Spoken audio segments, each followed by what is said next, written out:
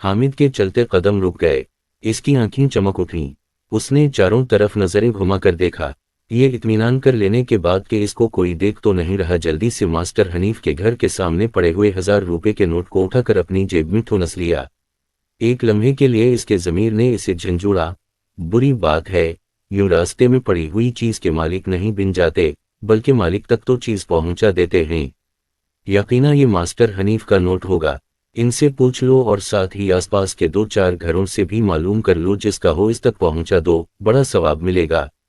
गर्दन झटक कर वो अपने आप से बोला, वापस कैसे कर दूं, मैं तो मजे उड़ाऊंगा, बर्गर, समोसे, चाट, दही भले और बहुत सी मजे मजे की चीजें खाऊंगा।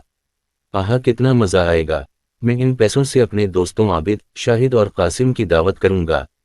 हम तीनों मुर्गी फ्राई और बिरयानी के मजे उड़ाएंगे।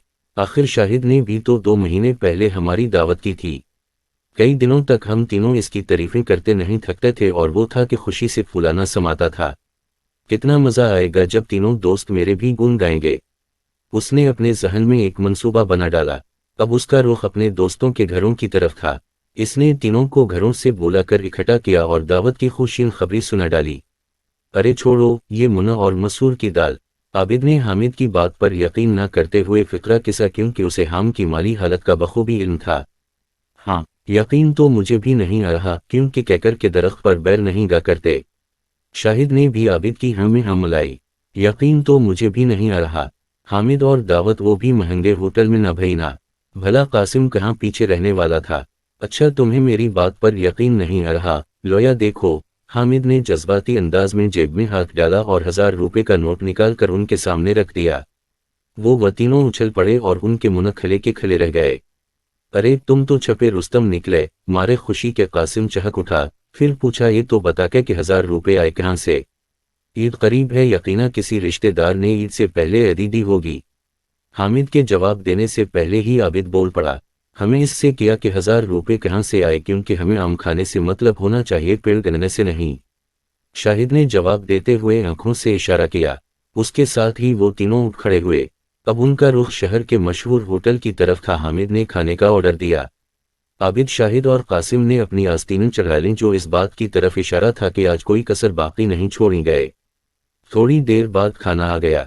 मुर्गी फ्राई और बिरयानी से खूब इंसाफ करने के बाद वो आइसक्रीम पर टूट पड़े।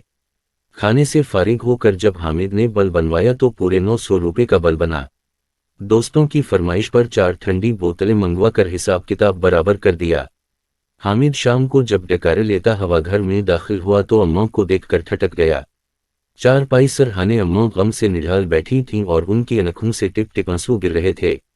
खैर तो है अम्मा, क्या हवा? वो सचमुच रूहानिसा हो गया।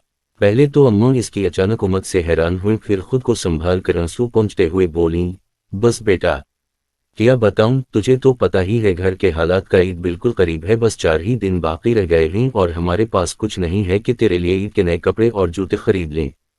आज ही मैंने तेरे अब्बा से कहा कि हमारा एक ही बेटा है, इसके लिए तो नए कपड़ों और जूतों का बंदोबस्त जरूर करें।